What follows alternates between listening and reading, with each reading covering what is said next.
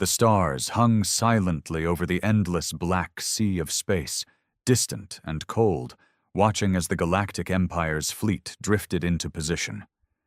It was supposed to be a simple show of force.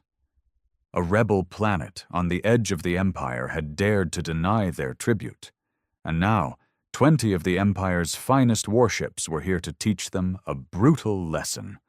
On the bridge of the flagship Vrelos, High Commander Setar lounged lazily in his chair, half bored. His golden armor gleamed under the soft blue lights, and his violet skin, a mark of nobility among the Yvaran, was flawless. He smirked as he tapped a long silver claw against the armrest. "Any resistance detected?" he asked lazily. "None, Commander," replied his aide, bowing. "The planet's defenses are outdated. They're barely scratching the surface of our shields. The cleansing will be swift." Setar barely nodded. It was beneath him to worry about such insects. Yet, even as he relaxed, a ripple of unease spread through the bridge. It was small at first, a slight flicker on the radar screens, a blip that shouldn't be there. "Status?" he asked, frowning. The sensor's officer looked pale. "Unidentified object appearing on long-range scanners. It's big, sir. Really big."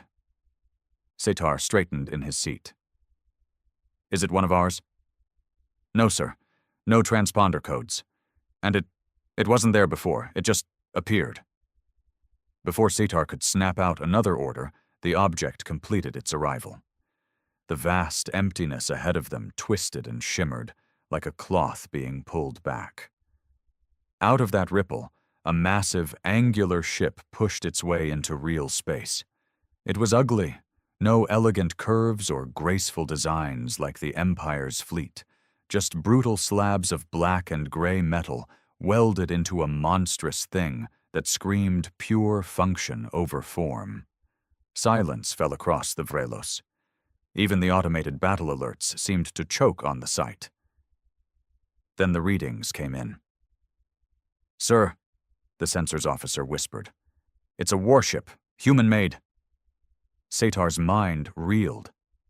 Humans? He had studied them in his youth, a savage, dying species from a forgotten blue planet far from the Empire's centers. Crude, weak, barely intelligent. How could they be here, in his space? "Impossible," he hissed.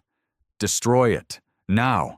The Empire's fleet moved as one, training every weapon they had on the unknown ship.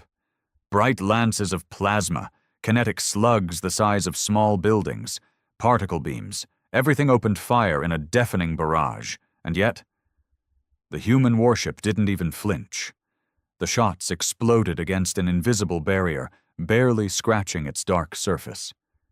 Slowly, the human ship turned, not in panic, not even in hurry, but in a way that felt almost lazy, almost bored. On the bridge of the Vrelos, the officers began to panic. "Shields unaffected, Commander. They're laughing at us." A voice crackled over their comms, deep and calm, speaking in a language Setar didn't know, but somehow he felt the meaning crawl straight into his bones. "Surrender or be erased." For the first time in his long career, High Commander Setar felt a cold, creeping fear. He realized something terrible then. This wasn't a rebel planet calling for help. This wasn't an accident. The humans had come here on purpose. Setar's mind raced. His mouth opened, but no words came out. Around him, the bridge officers were a mess, shouting over each other, fumbling at consoles, desperately trying to find a way to fight something that clearly wasn't playing by their rules. Another order barked out of his throat, more instinct than thought. "Full retreat. Form defensive pattern Theta 7. The fleet tried. Engines flared to life. The sleek Imperial warships pivoted and spun into their practiced retreat formation, shields overlapping, weapons ready to cover each other as they pulled back toward safer ground. It was textbook. Perfect. But the human ship moved faster. Without warning, it accelerated.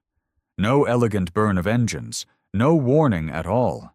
It simply shifted, a sudden, brutal motion that felt more like teleportation than propulsion. One moment it was far away. The next, it was in the middle of the Imperial fleet. Then came the slaughter. Bright lines of light, not plasma, not anything they had ever seen, lanced out from hidden ports across the human ship's armor. Each beam picked a target with surgical precision. One by one, the Empire's proud ships exploded into clouds of fire and debris, like toys being smashed under an invisible hammer. Setar watched helplessly as his second-in-command's ship, the Jakarith, was sliced neatly in half. He barely even had time to scream before the communication feed from his ship cut out, replaced by static. On the bridge of the Vrelos, the temperature seemed to drop. Nobody moved. Nobody even breathed. The human ship spoke again, its voice steady, almost disappointed. "You were warned." Setar slammed his fist against the control panel. "Open a channel, now!" The comms officer scrambled, hands shaking so badly he could barely press the buttons. Somehow, a connection opened, a shaky, distorted image appearing on the bridge's main screen. The face that stared back at Setar was not what he expected. It was human, yes, but not savage, not primitive. The woman wore a simple black uniform, no decoration, no badges, just cold efficiency. Her eyes were sharp, calculating, and worst of all, she looked utterly calm, like this was just another day at work. "This is High Commander Sator of the Empire," he said, forcing his voice to stay firm. "You are in Imperial territory. Identify yourself." The human woman tilted her head slightly, almost curious. "You first fired upon us," she said.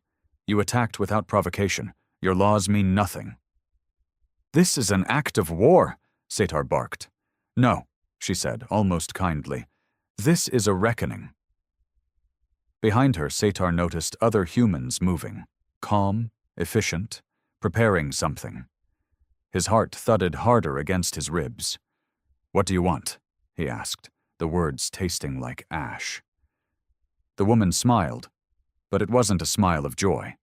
It was pity, like she was looking at a creature too stupid to understand why it was about to die. "Nothing," she said. "We're just cleaning up a mess. You should have left Earth alone." Setar opened his mouth to protest. They hadn't touched Earth in centuries. But it didn't matter. He saw it in her eyes. This wasn't about negotiations. There would be no peace talks, no chance to surrender and survive. The human warship shifted again. Around it, tiny dark shapes spilled into space, drones, hundreds of them, spreading like a black mist across the stars. The Empire's command wasn't frozen anymore. They were about to be wiped out. The drones moved like a living creature, a massive school of dark metal sharks swimming through the void. Each one was small, barely the size of a fighter craft, but their movements were too coordinated, too perfect. There was no hesitation, no fear, no wasted motion. They knew exactly what they were doing. Setar's bridge crew broke completely. Officers abandoned their posts, some trying to run, even though there was nowhere to go. One threw off his headset and slammed his fist against the walls, screaming something about gods and death. Another curled up under a console, sobbing like a child. Setar felt a burning rage bubbling inside him, but it was hollow. Powerless. "Fire everything," he roared. "Target the drones, target the ship. I don't care, just fight." The Vrelos obeyed. Its cannons roared, the deck vibrated under the fury of its barrage. Brilliant beams of death speared into the swarm of drones, and missed. Or rather, it didn't matter even when they hit. The drones twisted and turned mid-flight, impossibly fast, weaving between the blasts. A few were destroyed, yes, but the swarm barely noticed. Within seconds, they were on the Empire's ships. The first drone latched onto the nearest cruiser, cutting into the hull with a light so bright it hurt to look at. The second followed. then 10 more. The ship struggled, shields flaring, but it was like trying to stop a hurricane with a bedsheet. Within moments, the cruiser's engines overloaded. A second later, the ship exploded, a brief, fiery funeral in the cold dark. Satar watched it happen, helpless. He slammed his fist again onto his console, shattering the screen. "This can't be happening," he muttered. "They're humans. They're supposed to be inferior." Nobody answered him. The woman's voice echoed again across the comms, calm and cold as winter. "You enslaved our people. You took our children. You thought we were broken." "We remember." Satar stumbled back a step, the words hitting him harder than any weapon. His memory flashed, unbidden, to the old history scrolls, the ones nobody bothered reading anymore. A footnote about some backwater species that had rebelled centuries ago, easily crushed, forgotten like so many others. Their planet classified as burned and abandoned. Except they hadn't been crushed, they hadn't been forgotten, they had survived, and now they had come back. The Vrelos rocked hard, throwing Satar to the deck. Sirens wailed, the power flickered. He tasted blood in his mouth. "Report!" he barked, crawling back to his feet. The surviving officer, a young male barely out of cadet training, turned to him, his eyes wide with terror. "They've breached the lower decks! Intruders! Human soldiers! Boarding parties!" A deafening explosion cut him off. The deck beneath them buckled, metal screamed, a wall tore open, venting atmosphere, and 2 armored figures stepped through the breach. Humans, but not like the ones Satar remembered. These were giants, clad in bulky black armor that hummed with power. Their faces were hidden behind brutal helmets, and heavy weapons hung from their arms like extensions of their own bodies. One pointed straight at Satar. The last thing he saw before diving for cover was the barrel of a gun the size of a cannon, glowing bright with energy. And then, the blast hit the bridge like a hammer. The console next to Satar exploded into shards of burning metal, showering him with sparks. His armor saved his life, but the force still threw him across the room like a broken toy. He landed hard, the air knocked from his lungs, pain exploding through his ribs. Through watering eyes, he saw the humans step fully onto the bridge. No hesitation, no fear. They moved with mechanical precision, sweeping the room with their weapons. The first officer to react, a brave soul named Arvel, lunged at them with a plasma pistol, screaming in rage. He didn't even get close. A single shot from one of the humans caught him square in the chest. His armor folded inward like paper, and he crumpled silently to the floor, a thin line of smoke rising from the hole in his body. The bridge fell into total silence, except for the crackle of damaged electronics and the soft hum of the human soldiers' weapons.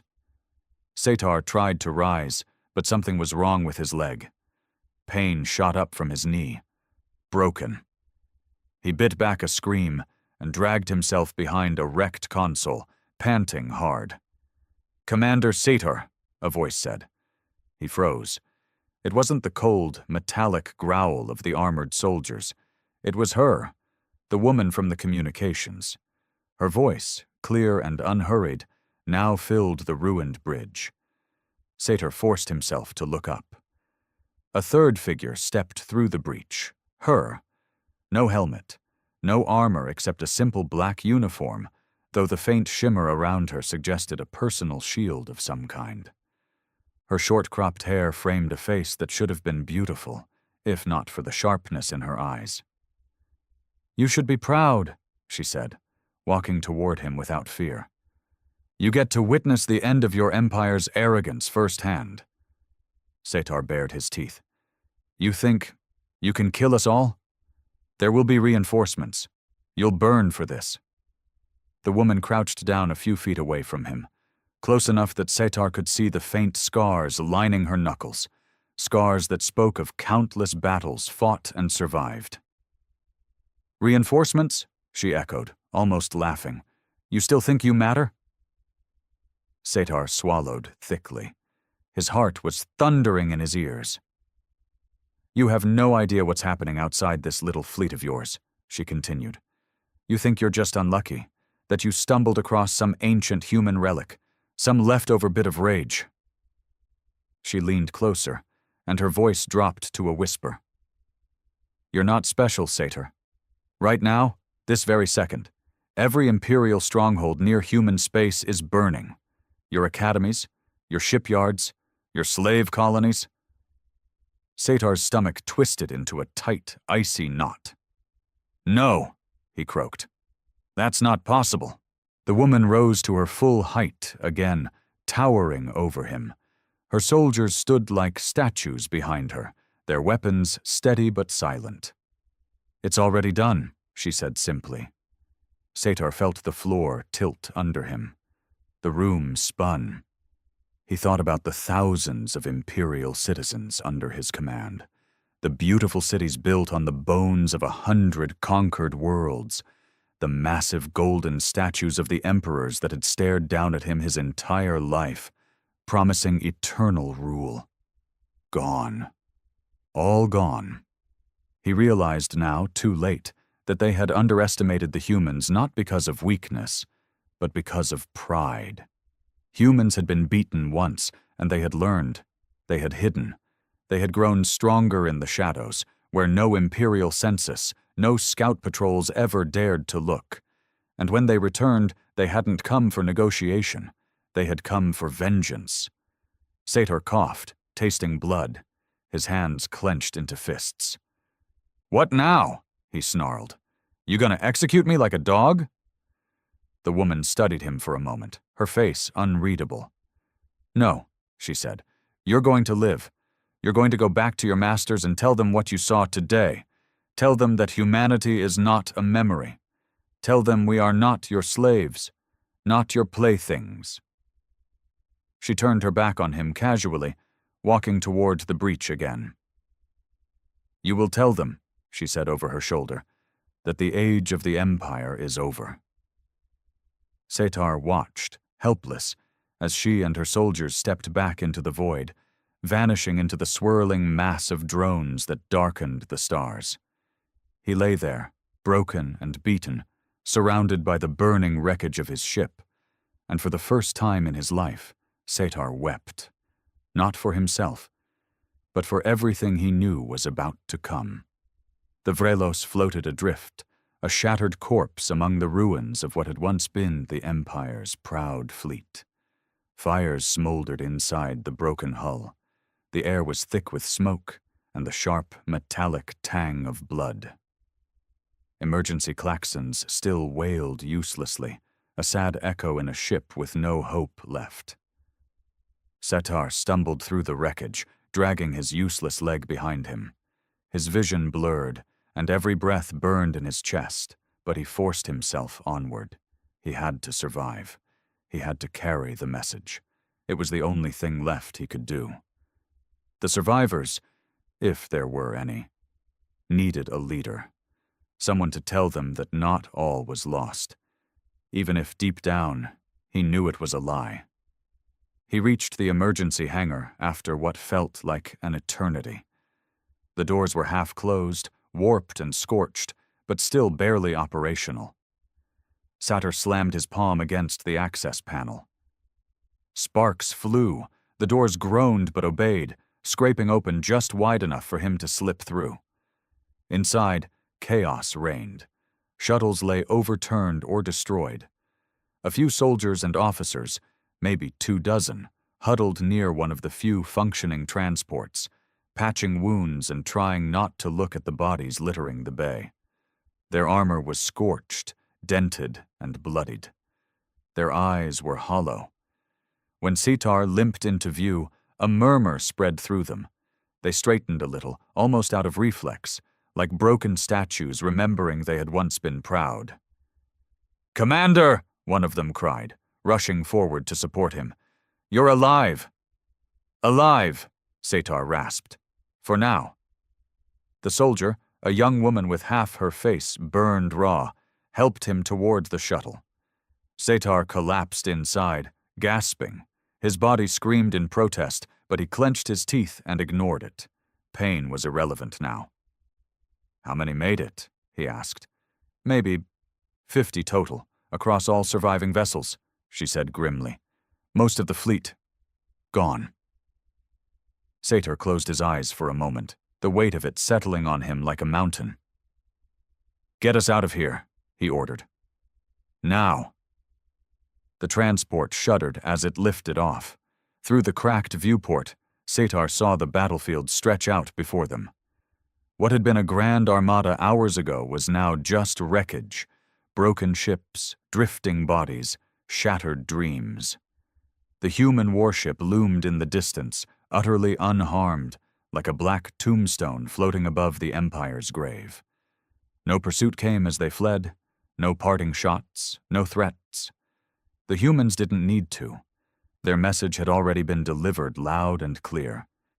As the shuttle cleared the wreckage field and slipped into faster-than-light travel, Satar allowed himself a moment of stillness. His mind spun, trying to grasp the scale of what he had seen. It was one thing to lose a battle. Armies fell, ships were destroyed. That was the nature of war. But this? This was something else. This was annihilation. He thought about the Empress, sitting in her golden throne room, surrounded by sycophants who fed her lies about how powerful and invincible the Empire was. How humans were nothing but an afterthought, a dead race rotting on the edge of the galaxy. They would not believe him. Not at first. He would be called a coward, a traitor. They would accuse him of fabricating some wild story to cover up his failure. But it wouldn't matter. Because soon, humanity wouldn't just be at their doorstep. They would be inside the Empire, tearing it apart from within. Satar opened his eyes and stared at the flickering star lines outside the viewport. Somewhere out there, humanity was moving. Quiet. Patient. Unstoppable. He wondered how many more fleets were already gone, how many more governors had already fallen under the silent, merciless hands of the humans. He thought about the woman, her scarred hands, her pitiless eyes. She hadn't hated him personally. There was no passion in her voice, no rage, just the cold certainty of a people who had been crushed once and had sworn never to be crushed again. Satar shivered. Not from the cold, but from the terrible understanding that had rooted itself deep in his soul. The humans didn't want conquest. They wanted justice. And nothing the Empire had built, not their ships, not their armies, not even their gods, could save them now. The shuttle rattled slightly as it neared the Empire's nearest listening post. Satar straightened his blood-stained uniform as best he could. His leg screamed in protest. His ribs felt like broken glass grinding with every breath. But he ignored it all. He had a message to deliver, and no matter how much they hated hearing it, they would listen. Or they, too, would burn. The listening post floated in space like a barnacle clinging to the side of a dying whale. A forgotten station, manned by the lowest-ranked officers in the Empire, a place where nothing ever happened and where nothing was supposed to. Today, that would change. Satar's shuttle docked with a bone-rattling thud. He was the first to limp out, flanked by the few surviving soldiers who could still walk. His armor was still scorched, his face drawn and pale, but he held himself upright by sheer force of will. Inside the station, confusion reigned. The dockmaster, a squat man with more chins than medals, bustled toward them, barking orders. "You can't just dock without clearance. Identify yourself immediately. Where's your authorization?" Satar didn't even slow down.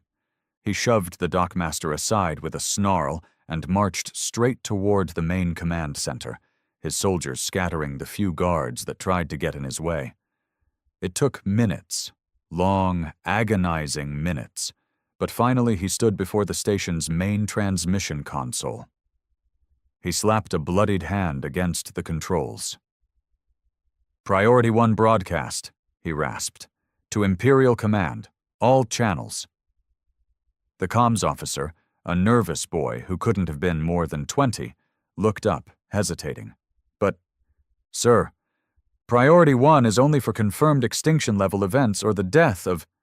Satar grabbed him by the collar and dragged him close until their faces nearly touched. This is an extinction-level event, he growled. The boy paled and activated the channel without another word. The holographic transmitters sparked to life, connecting Satar directly to the Imperial War Council, a collection of admirals, governors, and lords, all lounging in their rich silks and polished armor, utterly unprepared for the sight that greeted them. Satar stood before them, bloody, burned, broken. Silence fell across the council chamber, heavy and uncomfortable. The Grand Admiral, a pompous old reptile named Vrax, was the first to recover. "Commander Satar," he sneered, "explain yourself. Why have you—" Satar cut him off with a snarl.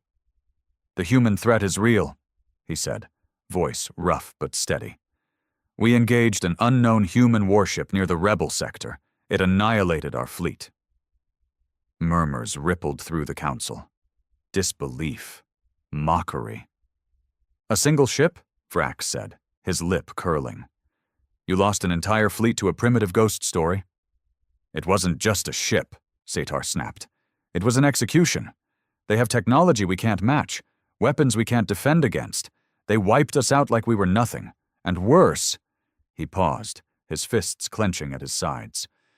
"Worse, they are organized. They're not scattered savages. They're coordinated. They're coming for us." The Grand Admiral laughed. Actually laughed, a deep, wet chuckle that echoed off the marble pillars of the council chamber. "You expect us to believe fairy tales? That humans, of all creatures, could threaten the might of the Empire?" Satar took a step closer to the projector. "They are already burning your colonies," he said. "While you sit here fat and blind, your outer systems are falling. Your governors are dying in their beds. Your fleets are being carved up like prey." Another lord, more cautious, leaned forward. "Why didn't we detect their movements? Why wasn't there warning?" Satar's smile was grim and hollow. "Because they learned from us. They know how we think, how we fight. They know our patrol routes, our blind spots. They knew exactly when and where to strike." Disbelief warred with fear across the faces of the council. Vrax sneered again, but it was less certain now. "Suppose what you say is true," he said slowly. "Suppose these humans are rising. What would you have us do, Commander? Surrender? Bow before animals?" Satar straightened, despite the pain that racked his body. "No," he said coldly. "You fight, but not the way you're used to. Not with arrogance, not with speeches about destiny and bloodlines." He locked eyes with each member of the council. "You fight like animals yourselves. You adapt, you survive, or you die screaming." The silence that followed was heavier than any gunfire. The Empress herself, a towering woman draped in flowing gold robes, finally spoke, her voice calm but deadly. "Very well, Satar," she said. "If what you say is true, then humanity will remember what it means to challenge the Empire." Satar said nothing, because he already knew. It wasn't humanity that needed to remember. It was the Empire. And soon, they would. One way or another. The Empire moved fast after Satar's warning, faster than he had ever seen in his lifetime. War factories roared to life. New fleets were hammered together with brutal urgency. Old alliances were called in, and conscripts were dragged from their homes by the millions. But it didn't matter. The humans had already taken the initiative. They had spent decades, maybe centuries, preparing for this. By the time the first Imperial counteroffensive launched, the humans were already deep inside Imperial space. Planets that had never seen war in living memory were suddenly burning, their skies choked with smoke. Communications blacked out. Supply lines collapsed overnight. It wasn't a war. It was a dismantling. Piece by piece, world by world, the Empire was being taken apart. Sator stood aboard the bridge of a new ship, the Valakrith, hastily built, barely tested, and watched another report flicker across the holographic table. Another loss, another world gone. A junior officer ran up, pale and shaking. "Commander, they've hit Maver Prime. The 4th and 5th fleets, gone. No survivors." Sator didn't even flinch. He simply nodded, as if the boy had told him it was raining. "Send a message to command," he said. "Tell them Maver Prime is lost." The officer hesitated. "Commander, how long can we keep this up?" Sator met his eyes. There was no anger there, no false hope either. "Not long," he said simply. The bridge fell silent. Everyone had known it, deep down. Now it was simply spoken aloud. The Valakrith shuddered as it jumped toward the next defense point. Sator stood alone near the viewing window, watching the stars blur into streaks of light. He thought about the Empire, the way it had grown fat and complacent, drunk on its own lies, how it had ruled with iron fists and sharpened words, how it had crushed voices under its boots without ever looking down to see who they belonged to. And now all those ghosts had come back. Humanity had risen not just with weapons, but with memory. A memory of every insult, every injustice, every forgotten corpse buried under imperial cities. Sator could almost feel them now, moving through the darkness, patient and unstoppable, a tide that could not be reasoned with or bribed. They didn't want to rule the Empire. They wanted to tear it down brick by bloody brick, and they were winning. The Valakrith snapped out of faster-than-light travel, and the defensive line came into view, or what was left of it. Charred wreckage floated in the blackness. Burning ships spun aimlessly, their crews long dead. The humans were there, waiting. This time it wasn't just one warship. Hundreds of human vessels hung in formation, not sleek and beautiful like the Empire's ships, but ugly, brutal, efficient. Their hulls were scarred and patched, covered in strange weapons and strange armor. Each one bore the mark of a different lost colony, different survivors, different kinds of vengeance. Sator's heart tightened. The humans had unified. They weren't scattered tribes anymore. They were a storm. The first human ship moved, a massive dreadnought shaped like a blade, and the Empire's remaining forces tried to hold. They fought hard. They fought bravely. But bravery meant nothing now. Human guns tore through shields like they weren't even there. Boarding pods smashed into Imperial hulls and disgorged soldiers in that same black armor, unstoppable, merciless. Sator watched it unfold, feeling helpless all over again. He knew it was only a matter of time before they reached the Valakrith too. And when they did, he would meet them, not as a coward, not begging for mercy, but standing. He turned to his officers. "Prepare to repel boarders," he said, voice cold and clear. "We hold the line. We make them bleed." They saluted him, grim and determined. None of them believed they would survive. That wasn't the point anymore. It was about making the humans remember too, remember that even in its death throes, the Empire would not fall quietly. The first impact rocked the ship. The second tore through the outer hull. Sirens wailed. Sator drew his plasma blade from his side, feeling its familiar hum vibrate up his arm. "They're coming," he whispered. And this time, he would be ready. The first explosion tore through the corridor outside the bridge. The walls buckled inward, smoke and sparks flooding the air. Sator tightened his grip on the plasma blade, his muscles coiled and ready. All around him, the last of the Valakrith's crew braced themselves behind overturned consoles and makeshift barricades. There was no speech, no rallying cry. They all knew what this was. Not a battle, but a final stand. Heavy footsteps echoed down the ruined hallways, slow, deliberate, unstoppable. The humans were coming. A second blast rocked the door. Cracks split down its center. Then with a screech of tearing metal, it buckled inward, and the human soldiers stormed through. They moved like a force of nature. Black armored titans, weapons blazing. The first volley shredded the barricades, cutting down 3 of Setar's men instantly. No hesitation. No mercy. Setar roared and charged. He met the first soldier head-on, swinging his blade in a brutal arc. It caught the human across the shoulder, sending up a shower of sparks as it bit into the armor. But the human didn't even stagger. He swung a massive fist into Setar's chest, sending him flying backward into the wall with a bone-crunching thud. Pain exploded through Setar's body.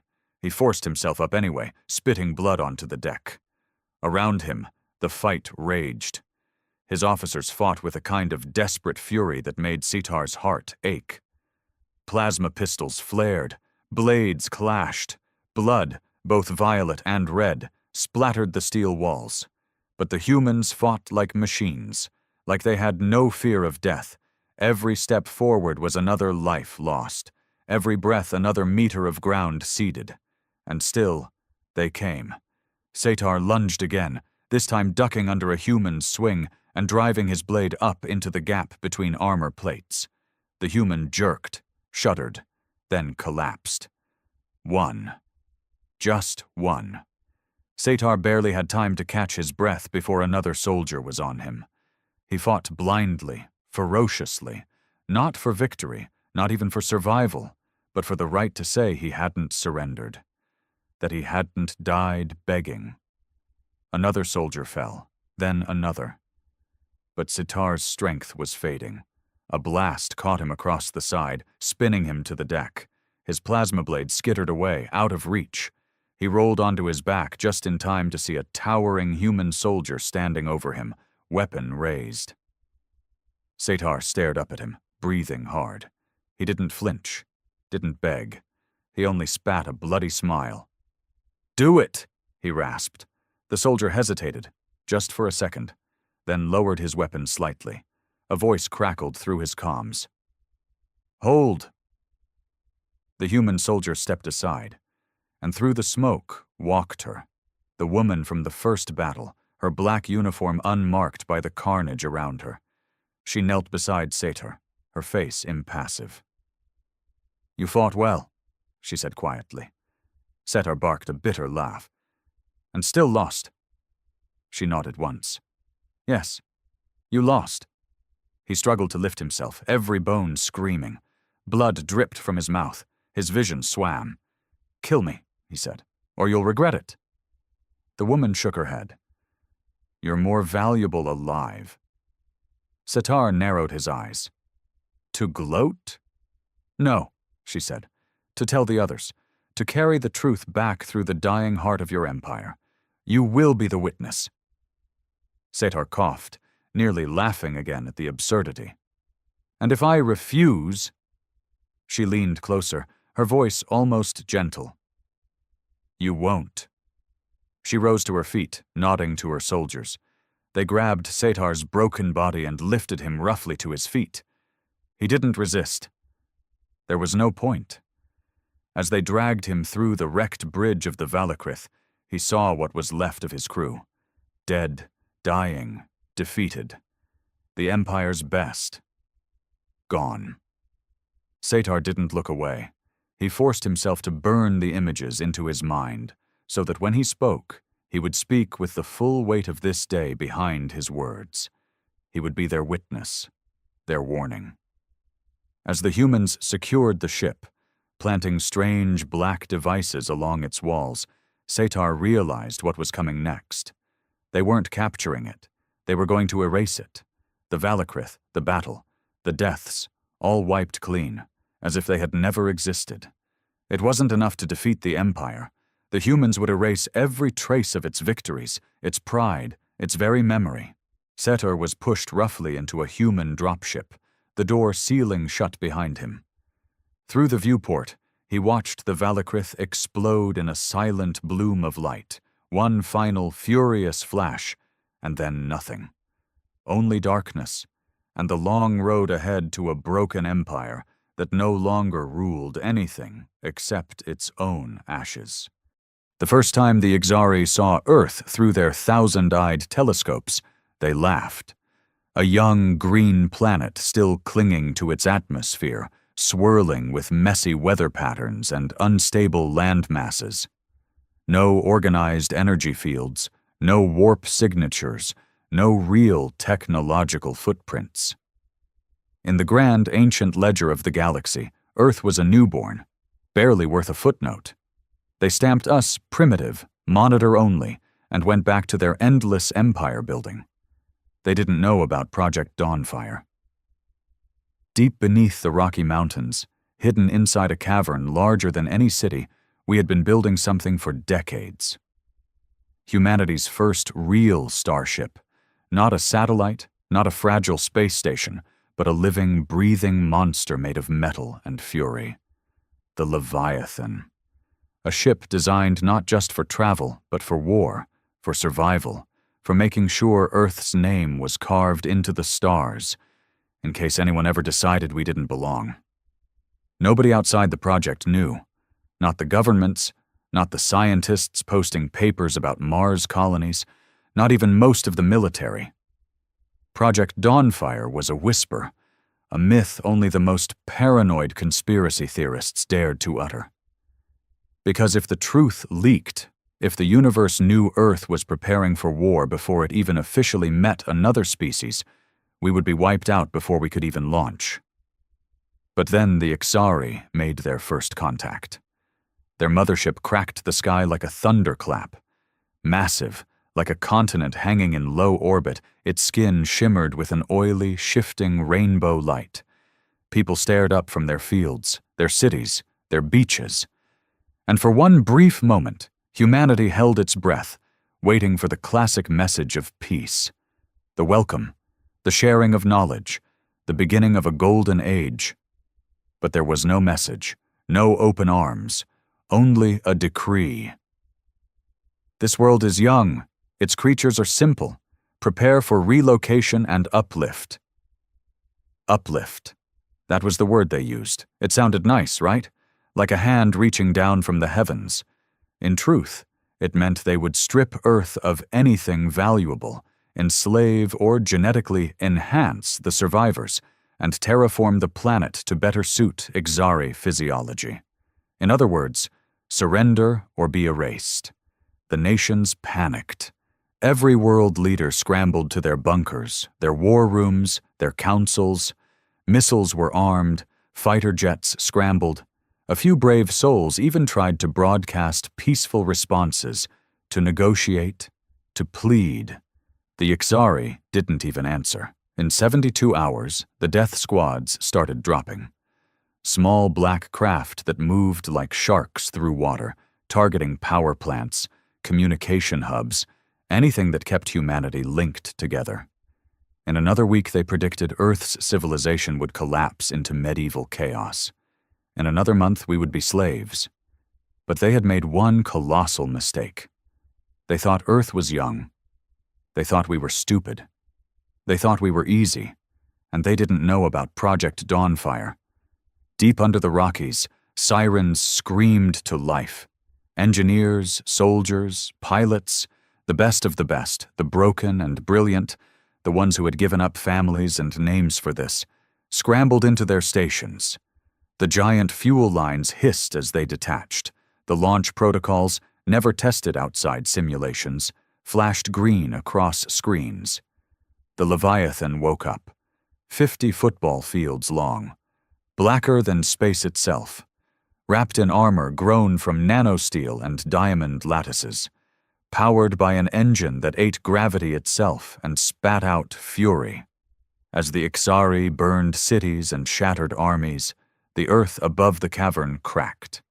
A mountain collapsed inward, dust and fire spewing into the atmosphere, and through it, Roaring with a sound that made the very air scream, the Leviathan rose, the first human starship. And it wasn't here to explore, it was here to fight. The Ixari had no idea. They thought Earth was young. They were about to find out how old war really was. Captain Elena Vance sat in the command chair of the Leviathan, gripping the cold steel arms like they were the only things keeping her tethered to reality. Around her, the bridge buzzed with frantic energy. Officers shouting telemetry, engineers calling out power surges, pilots syncing weapon systems that had only been tested in simulations. The Leviathan wasn't supposed to launch for another year. It wasn't ready. They weren't ready. But ready or not, the fight had come. "Status!" she barked over the chaos. Commander Ruiz, her second-in-command, swiveled in his seat. His face was pale, streaked with sweat. "Shields at 60%. Reactor stable but pushing limits. Primary weapons. Online. But we've got no targeting data on Ixari tech. It's all guesses." Elena clenched her teeth. Guesses. Humanity's first and maybe last shot at fighting back, and they were aiming blind. "Bring us above the clouds," she ordered. "I want that mothership in my sights." The Leviathan surged upward, punching through the debris-choked skies like a bullet. From the broken cities below, people stopped running, stopped screaming, and stared upward. Through the ash and smoke, they saw something they never expected. Hope. The Ixari mothership was waiting like a god in the upper atmosphere. When the Leviathan broke through, alarms must have triggered inside their sleek halls, because for the first time, they reacted. Fighters peeled away from their formation, tiny silver slivers darting towards the human ship. "Engagement in 10 seconds, Ruiz shouted. Elena stared at the holographic projection spinning in front of her. Tiny red dots swarmed toward their blue marker. Too many. Leviathan was built for survival, not for outrunning swarms. "Deploy the Hornets," she said, voice steady. Across the ship's spine, dozens of ports opened with a hiss. From each, miniature drones burst out, fast, vicious little things packed with more firepower than a tank. The first Ixari fighters dove toward the Leviathan, sleek and elegant. They were met by the human drones with a ferocity that made even the bridge crew flinch. The first Ixari ship exploded into a ball of green fire, then another, and another. Ruiz gave a bark of shocked laughter. "It's working, Captain. They're falling." Elena didn't smile. Not yet. She knew better. The Ixari weren't fools. They had seen countless worlds. They would adapt, fast. This first wave was just them feeling out Earth's teeth. "Don't get cocky," she said. "Target the mothership's lower decks. That's where they'll have hangar bays. Cut off their reinforcements." The Leviathan's main guns rotated into position, massive rail cannons that charged with a deep hum. The whole ship vibrated as they unleashed their payloads, hyperdense slugs traveling at a fraction of light speed. They struck the mothership's underside like sledgehammers against glass. The Ixari shields flared, visible even from kilometers away, shimmering gold walls that bent and twisted under the assault. But they didn't break. "Minimal damage," Ruiz muttered grimly. Elena stared at the shimmering behemoth above them. The Ixari had ruled the stars for millennia. Their tech was older than human civilization itself. And now they were angry. A bright lance of energy fired from the mothership, slicing across the sky. It hit one of the Leviathan's flanking drones, vaporizing it in an instant. Another shot followed, and then another. "They're targeting our defense grid. Adjust pattern. Make them chase ghosts," Elena snapped. The drones shifted into erratic, weaving patterns, trying to confuse the targeting algorithms. It worked, for now, but the mothership itself was repositioning, and Elena could feel it in her bones. They were about to unleash something worse. We can't win a head-on fight, Ruiz said quietly. You know that. Elena did know. Every second they stayed up here, they were risking it all. Humanity's last hope could die before the rest of the planet even knew it existed.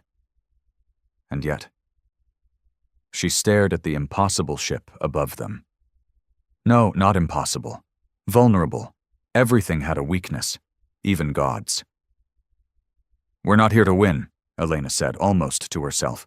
We're here to remind them who the hell we are. Ruiz looked at her, confused. Ram the Leviathan into their hangar bay, she ordered. Full speed. For a moment, silence ruled the bridge. No one spoke. No one even breathed. Then Ruiz grinned, that wild, reckless human grin that had scared Earth's enemies long before there were spaceships. Aye, Captain, he said. The Leviathan turned toward the heart of the Ixari mothership. Engines flared, hull plates locked into battle configuration. For the first time in thousands of years, the galaxy was about to remember. Humanity wasn't born to bow. The Leviathan roared toward the mothership like a thrown spear, its massive frame cutting through the upper atmosphere, shedding trails of burning air behind it. Elena could feel the vibrations through her boots, through the steel of the command chair, through the very air she breathed. Collision in 20 seconds, Ruiz barked, his hands flying over the controls. Around them, the bridge lights flickered as systems rerouted all available power into the engines and shields. Somewhere deep in the ship's gut, the reactor screamed in protest, but it didn't matter. This was it.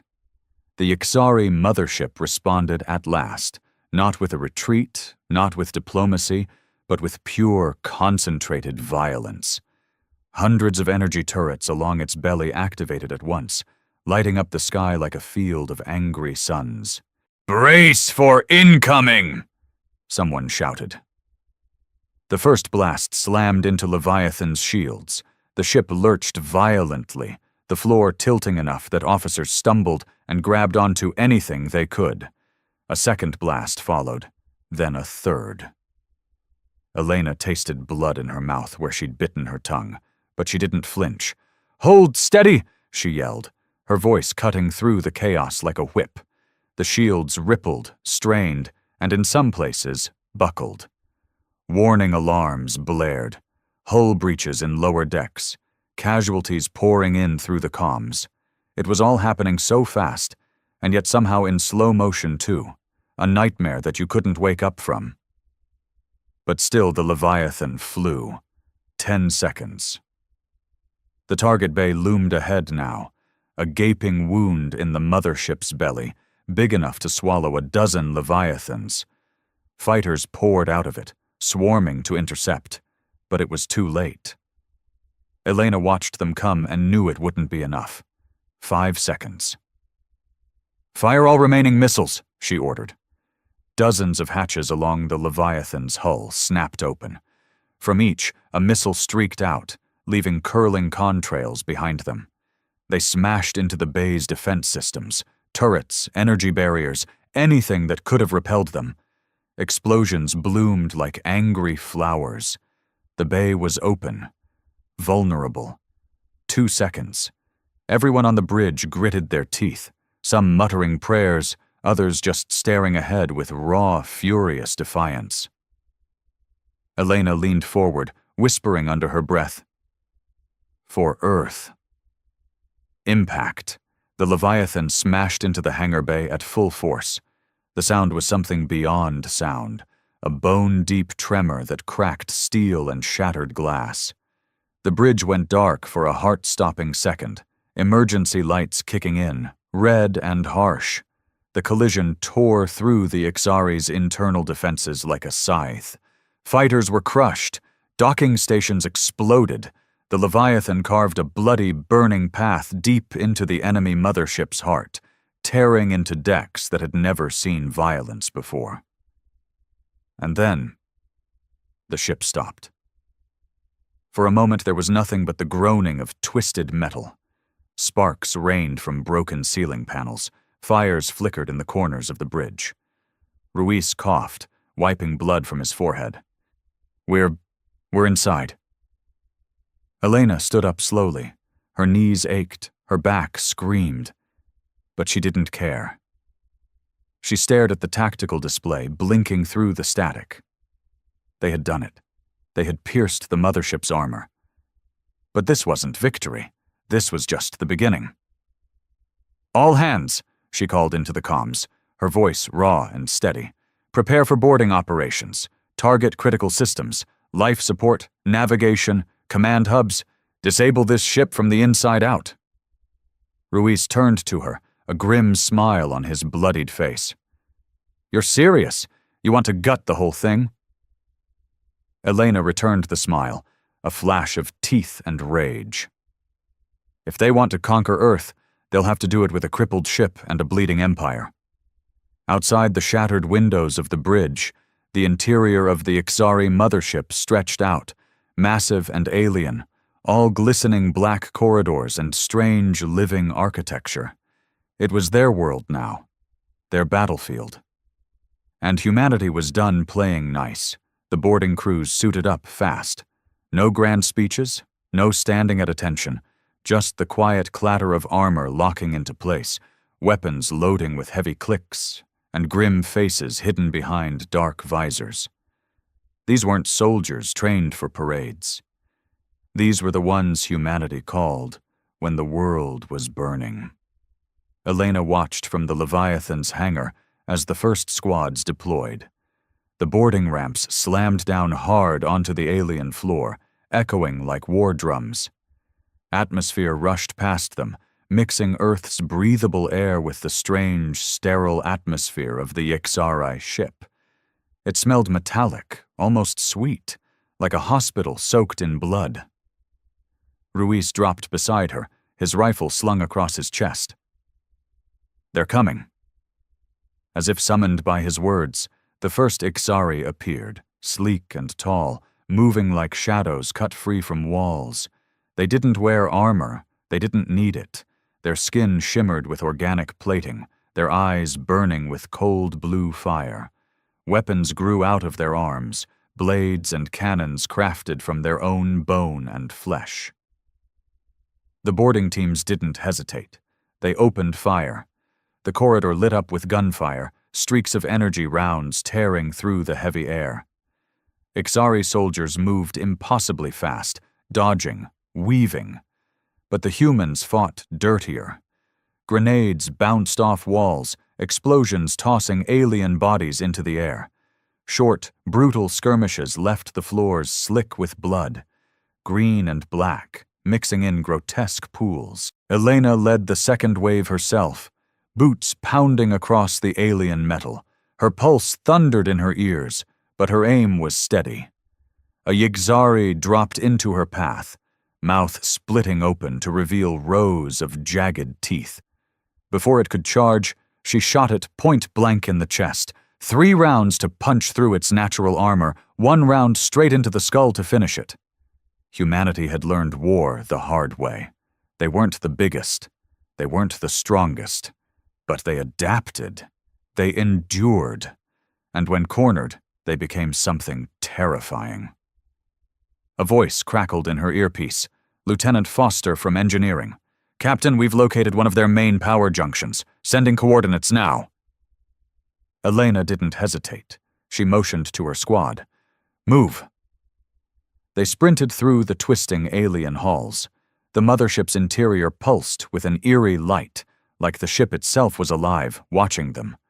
Doors hissed open without warning, revealing ambushes they barely survived. Ixari traps caught some of the boarding teams, slicing bodies in half or flooding corridors with neurotoxic gas. They lost good people. Fast. But they pushed forward anyway. By the time they reached the power junction, Elena was down to half her original squad. Blood splattered her armor. Ruiz had taken a hit to the side, bleeding heavily, but he refused to slow down. The junction itself was massive, a core of twisting conduits and throbbing energy lines, encased in some kind of translucent material. Alien writing crawled across the walls, constantly shifting as if mocking them. "Foster, how do we break it?" Elena barked. The engineer's voice came back sharp and urgent. "Overload it. Set charges at these nodes." Maps flooded her HUD. "Then run like hell." Elena didn't need to be told twice. She and her team moved fast, slapping magnetic charges onto the critical points, the devices blinking red as they armed themselves. Halfway through planting, the Ixari counterattack hit. Dozens of them flooded the corridor, moving in synchronized waves, their shrieking battle cries splitting the air. "We're out of time!" Ruiz shouted, emptying a fresh magazine into the horde. "Cover me!" Elena screamed back, sprinting for the last node. Blasts scorched past her. One caught her in the shoulder, spinning her around, but she kept moving. She slammed the final charge into place and punched the detonator on her belt. The charges gave a single angry beep. 30 seconds. "Fall back!" she roared. They ran, dragging wounded, firing wildly, anything to keep the Ixari from reaching them. Behind them, the power junction howled as energy built up uncontrollably. The walls flickered, the floor cracked, sparks spraying like angry fireworks. They barely made it into a secondary hall when the explosion hit. The world went white. A shockwave ripped down the corridor, slamming Elena and her squad into the ground. Fire and debris roared past them. Somewhere deeper in the ship, systems crashed offline. Lights blinked out. Shields faltered. Whole sections of the mothership flickered in and out of existence as the core overload spread like a virus. Elena rolled onto her back, gasping, her ears ringing. Above her, the alien ceiling cracked and sagged, groaning like a dying beast. She grinned, blood leaking from the corner of her mouth. One hit, one wound in the beast. But it wasn't enough yet, not nearly enough. The ship wasn't dead. It was just angry now. Elena forced herself upright, teeth gritted against the pain in her shoulder. Around her, the survivors struggled to their feet, coughing through the smoke and dust. Some were dragging wounded, others were slamming fresh cartridges into their weapons with trembling hands. No one spoke. There wasn't time. The walls of the mothership weren't just wounded. They were alive with rage. Strange pulses echoed through the corridors, deep and rhythmic, like a heartbeat growing faster and angrier. Somewhere far above them, the ship's internal defense systems reactivated, and the lighting shifted from cold blue to a violent blood red. "They're locking us down," Ruiz rasped, clutching his side where a patch of blood stained his armor dark. "We need to move, now!" Elena scanned the map, flickering on her HUD. The power core strike had crippled this section, but it wasn't enough. The ship was too big, too ancient, too stubborn to die from one wound. "We hit the control nexus," she said, voice hard as iron. "Find it, take it. If we can't destroy this ship from the outside, we'll cut off its brain from the inside." Ruiz gave a hollow laugh. "Suicidal, I like it." They moved like shadows now, keeping low, slipping through the shattered corridors where the Ixari hadn't regrouped yet. But it was clear the ship was adapting fast. Organic tendrils snaked from the walls, trying to seal off pathways. Sections collapsed, forcing them to find new routes. More than once they passed the bodies of other squads, broken, burned, some still twitching. Elena forced herself not to look. Morning could come later, if there was a later. 15 minutes later, Foster's voice crackled again in Elena's earpiece. "Found the nexus. I'm uploading a path, but, Captain, it's bad." "How bad?" Elena asked, already knowing the answer. "You're not going to like it. It's in the ship's core spire, high security, heavily shielded, and—" Foster hesitated, then forced the words out. "It's alive." Elena frowned. "Alive?" "You'll see." They pushed deeper into the ship, encountering heavier resistance now. Ixari warriors moved in disciplined formations, no longer underestimating the humans. They came with heavier weapons, shield projectors, biological artillery that sprayed caustic acid. The fighting turned brutal. Close quarters. Screaming, smoke, blood. Elena's squad dwindled with every hallway. Good men and women falling beside her. Some screaming, some silent. But they never broke. They never stopped. Because the humans weren't fighting for territory or conquest. They were fighting for the right to exist. When they finally reached the Nexus doors, Elena understood what Foster meant. The control Nexus wasn't mechanical. It was a creature. Huge, rooted into the ship's core like a tumor. Pulsing veins spread from it into every wall and floor. Its central mass was a writhing, nightmarish brain encased in translucent armor, twitching and flexing as if it could feel them coming. Eyes opened along its surface, hundreds of them, blinking wetly, tracking the humans as they entered. A low, gurgling noise rolled out of it. Not quite words, but something close. Ruiz raised his rifle, but Elena grabbed his arm. "Wait," she whispered. The creature spoke, not in sound, but inside their minds, thoughts that weren't theirs, images of Earth burning, humans enslaved, cities swallowed by alien growths. An offer: surrender and survive. Submission in exchange for mercy. Elena's skin crawled. She saw soldiers around her faltering, clutching their heads, some even dropping their weapons. The thing was trying to break them without firing a shot. Typical. The Ixari never understood. Humanity didn't break. She lifted her pistol slowly, keeping her eyes locked on the creature's central mass. For a moment, she thought she could hear the voices of everyone who had fallen getting them here. Friends, soldiers, strangers, whispering in her blood, "Not yet, not ever." With a snarl, Elena fired the first shot. The bullet struck the creature's central eye. It screamed, not with sound, but through the entire ship, making the walls shake and shudder. The illusion broke. The soldiers rallied. They opened fire as one, pouring everything they had into the Nexus. The creature fought back. Tendrils lashed out, skewering one soldier, smashing another into a wall hard enough to break bones. Acid sprayed across the floor, sizzling into armor and flesh. But the humans didn't retreat. They closed ranks, moving forward, driven by fury, by desperation, by the one thing no Ixari had ever been able to replicate: human stubbornness. Elena emptied her magazine, then another, then grabbed a fallen soldier's weapon and kept firing. Finally, with a gut-churning screech, the Nexus shattered. The walls shook violently. Lights exploded. Sirens, real, mechanical sirens, wailed from deep within the mothership's broken guts. Elena stumbled as the floor tilted under her feet. The ship was dying. Really dying this time. Ruiz grabbed her arm, dragging her toward the exit. "We did it, Captain! We killed it!" Elena gasped, her throat raw. She looked back once at the burning remains of the Nexus and let herself feel a flicker of grim satisfaction. One monster down. An empire to go. The ship was collapsing around them.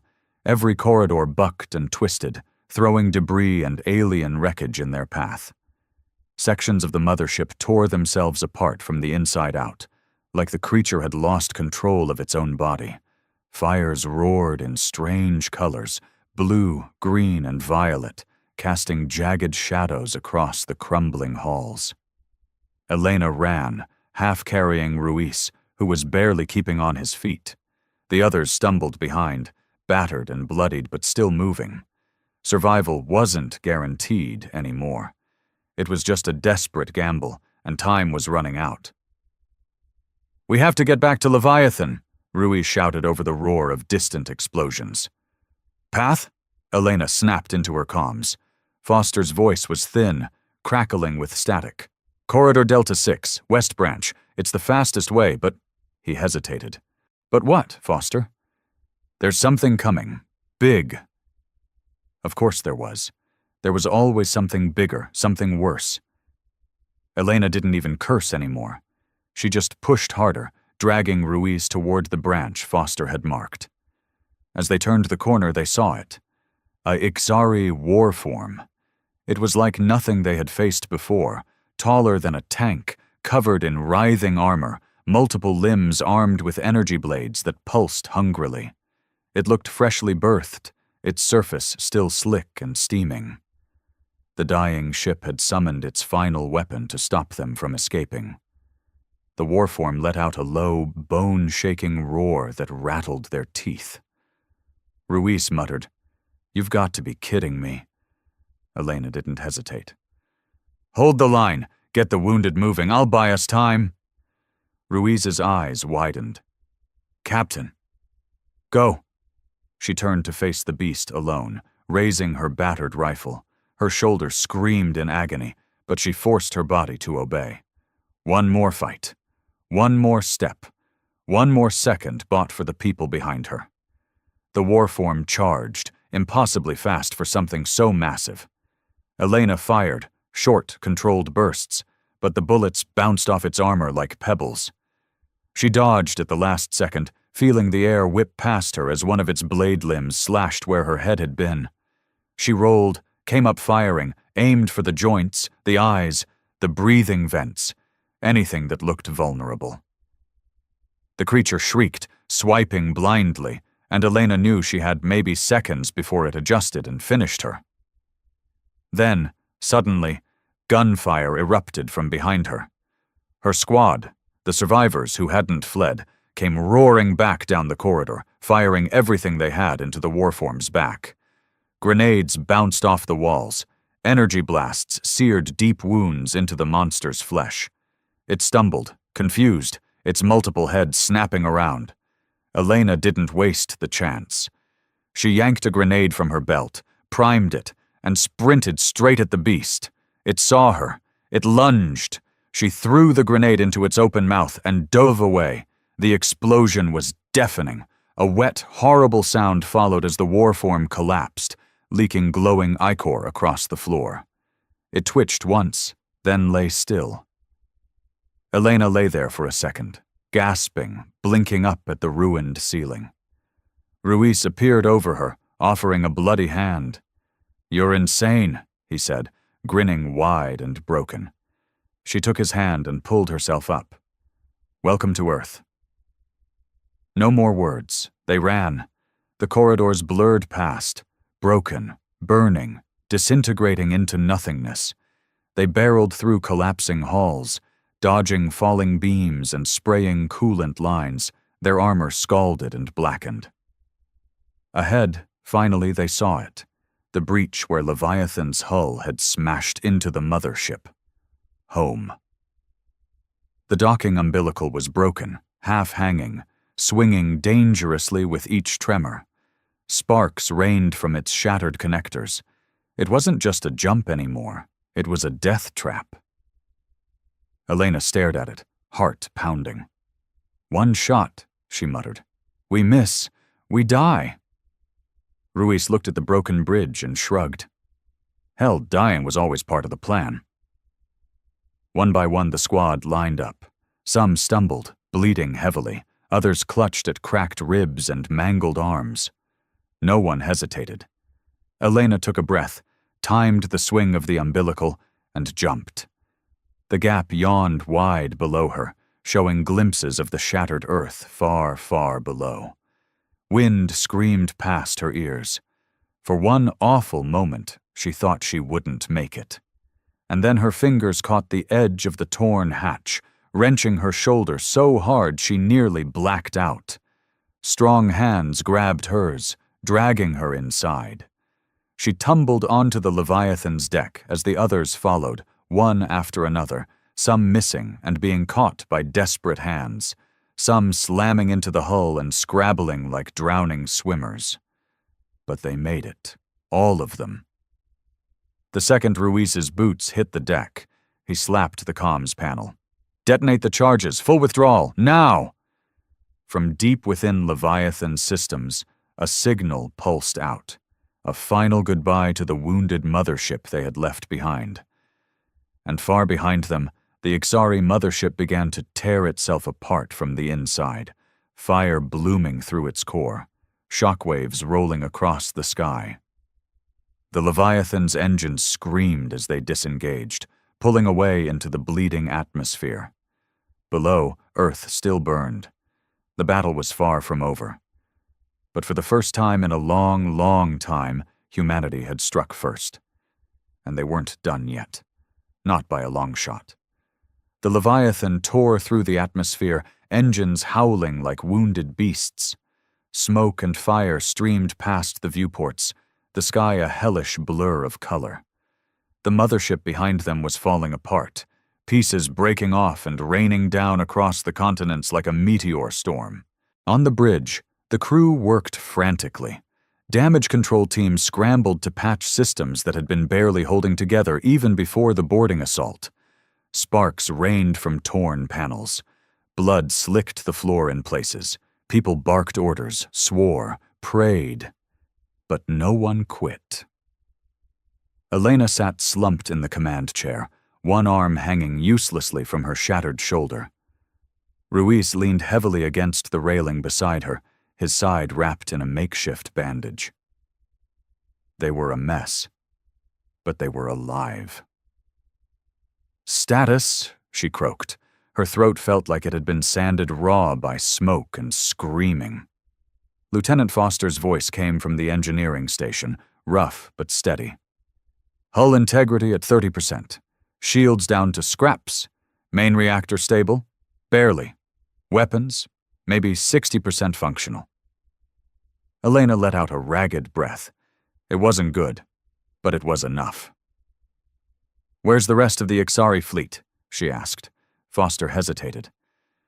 "Most of the support vessels are retreating. Their chain of command's broken, but..." Elena's heart twisted. "But what?" "A second mothership is inbound." The bridge went quiet. Even the background alarms seemed to dim for a moment. Ruiz cursed softly under his breath.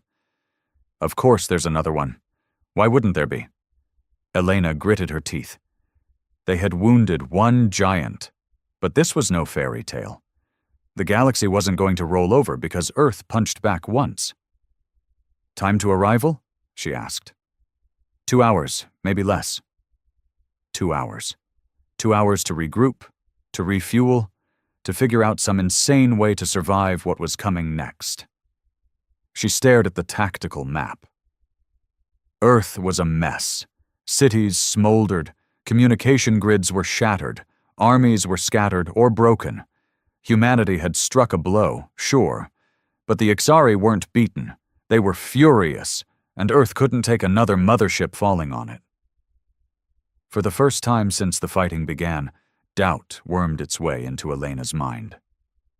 Was this it? Had they bought a few hours of defiance only to die anyway? Ruiz must have seen the look in her eyes. He leaned closer, voice low. "We didn't come this far to die running, Captain." Elena looked at him, really looked, at the stubborn fire still burning in his battered face, the same fire she saw reflected in every exhausted, bloodied face around the bridge. Number not today.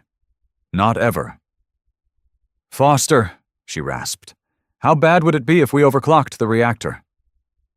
The engineer blinked, stunned. Catastrophic. Maybe 5 minutes before a meltdown." Elena smiled, and it was a savage thing. "Good. I want you to start prepping it." Ruiz's eyes widened. "You're thinking of using the Leviathan as a bomb?" "Bigger than a bomb." Elena's voice sharpened. "If we can't beat them ship to ship, we're going to punch through them like we punched through the first mothership, straight through, right into their guts." The bridge was silent, every set of eyes turning to her. "Humanity doesn't go quietly," she said. "We're not surrendering Earth. Not today, not tomorrow, not ever." Slowly, one by one, the crew nodded. Broken and bleeding and smiling the kind of smile that terrified empires. The Leviathan turned its broken, burning body back toward the sky. Engines flared, and the battered ship clawed its way higher, higher into the black. Above them, the second Ixari mothership loomed, vast, gleaming, untouched by battle. A titan sent to crush the last of Earth's resistance. It was about to meet something it had never faced before, a human ship, flying not for survival, but for vengeance. "Course plotted, Captain," Foster said. His voice shook, but not from fear, from adrenaline, from rage, from hope. Elena gripped the armrest, knuckles white. "Punch it!" The Leviathan shot upward like a spear of burning defiance. Humanity's last weapon, humanity's last chance, humanity's last word. And they were going to make sure the galaxy never forgot it. The stars blurred around the Leviathan as it roared into the void, battered engines bleeding fire. The ship shuddered violently with every kilometer gained, but it didn't slow. It couldn't. Ahead of them, the second Ixari mothership grew larger and larger on the display. A massive, gleaming fortress hanging over Earth like a death sentence. On the bridge, the crew worked in silence. No speeches now. No last words. Just the cold, focused resolve of people who knew exactly what they were doing, and why.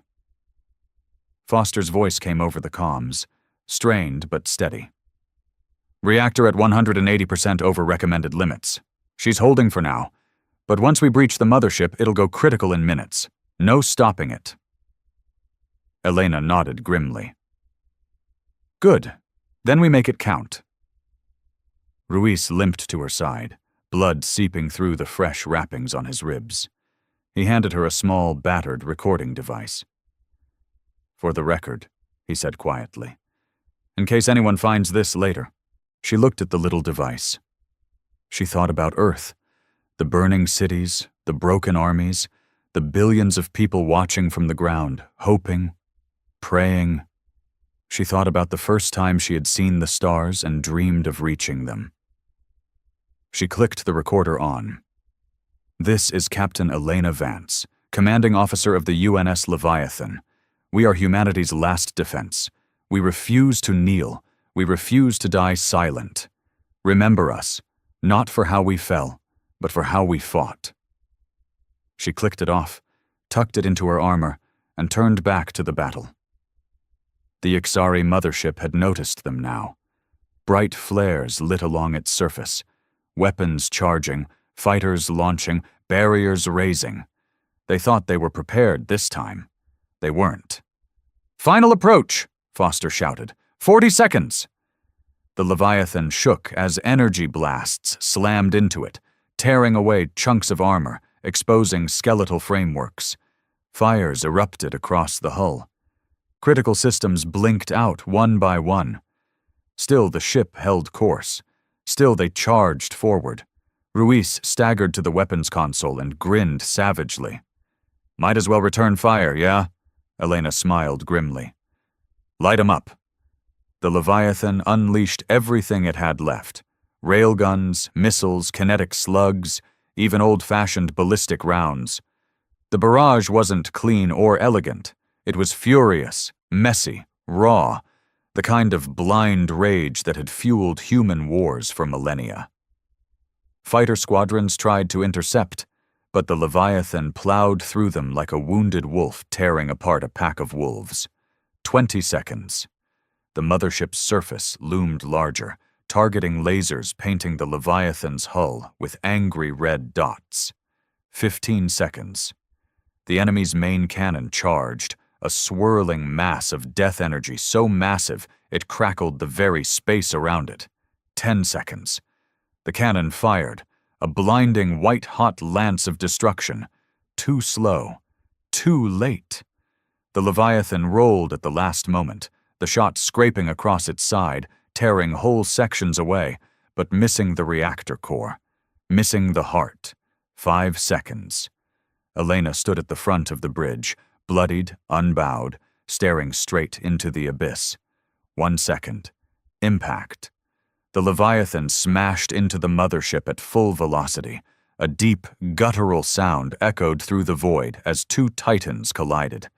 The human ship carved into the Ixari vessel, ripping through armor, slicing into decks, rupturing power lines and vaporizing internal defenses. The bridge exploded in white light as the reactor finally gave way. There was no time to scream, no time to pray, just a brilliant, blinding flash that outshone the sun for one breathless, eternal second. And then, silence. When the light faded, there was no mothership anymore, no Leviathan either, just drifting wreckage, still burning in the upper atmosphere. On the ground, billions looked up and saw it, the fire in the sky, the death of their would-be conquerors. And somewhere, in the wreckage of ruined cities and broken nations, humanity realized something. They weren't finished, they weren't extinct, they had survived, Earth would rebuild, and the galaxy would never forget the day a young world unleashed its fury and made the stars themselves tremble.